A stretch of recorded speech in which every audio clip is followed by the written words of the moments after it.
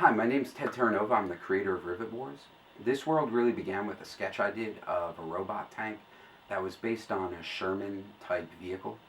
I got a lot of great feedback on that sketch, and there was something exciting about it, so I decided I'd try to build a world around that original sketch and try to figure out where would this vehicle live and where did it exist.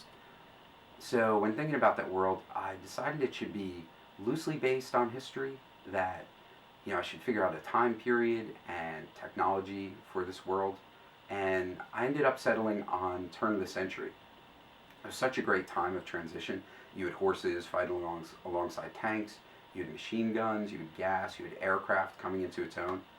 And there's so much great inspiration. I love looking at the covers of popular mechanics from that period.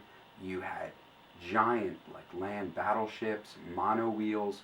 People were really trying to figure out how were the wars of the 20th century going to be fought, and that's just great material to draw inspiration from. So when approaching the vehicles, I decided I wanted them to be plausible and based on some real technology, and that they would look like they could actually function.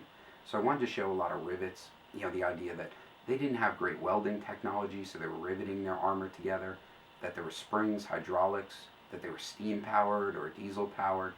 And I was looking at old tractor diagrams and the way that tractors actually evolved into tanks and modern tanks today. And even thinking about, for higher tech stuff, that there could be a World War II influence. When approaching the soldiers, I wanted to make sure they were easy to recognize and that something about them said, this is a Rivet Wars character.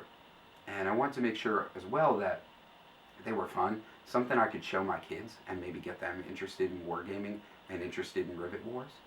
So one day I was looking at the way armor is actually riveted together, and in a cross section looking at a rivet, it looked like this stout little guy with a helmet on.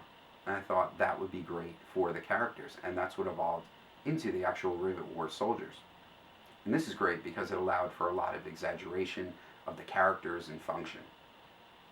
So that's really what Rivet Wars is. It's a fantastical yet plausible world with vehicles and soldiers battling it out. So thanks for watching, and thanks for your interest in Rivet Wars.